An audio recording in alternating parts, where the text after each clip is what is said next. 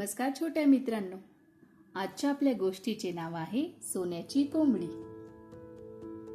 एकेकाळी हिरव्यागार डोंगरांनी वेढलेल्या एका सुंदर गावात विष्णू नावाचा गरीब शेतकरी राहत होता. त्याचे छोटेसे घर, थोडीशी शेती आणि मोठी स्वप्ने इतकंच त्याचं आयुष्य होतं. तो खूप प्रामाणिक आणि मेहनती होता, पण तरीही त्याला रोजच्या गरजा भागवण्यासाठी खूप कष्ट करावे लागत असे. एके संध्याकाळी पावसाने भिजलेल्या रस्त्यावरून घरी येताना त्याला झाडाखाली थरथरणारी एक कोंबडी दिसली. तिचे पंख ओले झालेले होते आणि ती खूप घाबरलेली होती. विष्णूला तिची दया आली. त्याने तिला अलगद उचलले आणि घरी आणले. तिच्यासाठी एक उबदार जागा तयार केली. त्याने तिला अन्न पाणी दिले आणि प्रेमाने तिची काळजी घेतली. दुसऱ्या दिवशी सकाळी विष्णूला आश्चर्याचा धक्काच बसला. कोंबडीच्या घरट्यात त्याला एक चमकदार सोनेरी अंडे दिसले. सुरुवातीला त्याला विश्वासच बसला नाही. त्याने ते अंडे बाजारात नेले, तर काय, ते अंडे सोन्याचेच होते आणि ते विकल्यावर त्याला भरपूर पैसा मिळाला. आता रोज सकाळी कोंबडी एक सोन्याचे अंडे देऊ लागली.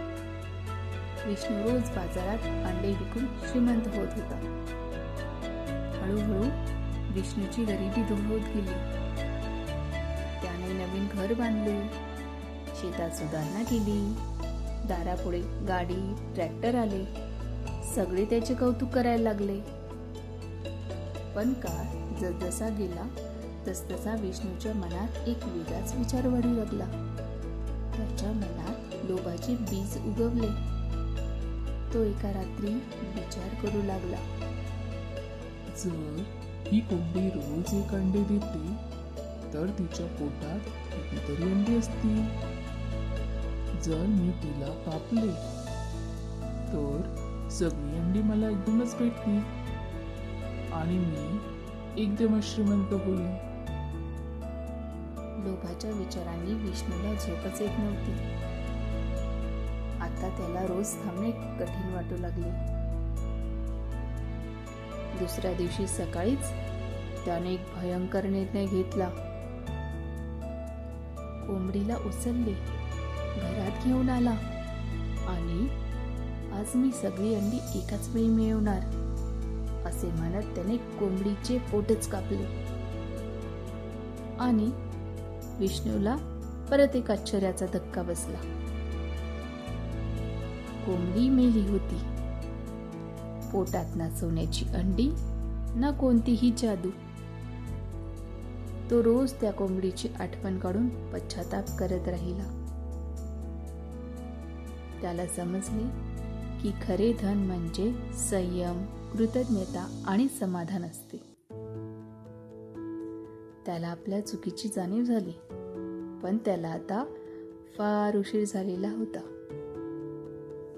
तात्पर्य, लोभ आणि अधीरपणा आपले नुकसान करतात, पण संयम आणि समाधानच खरे सुख देतात.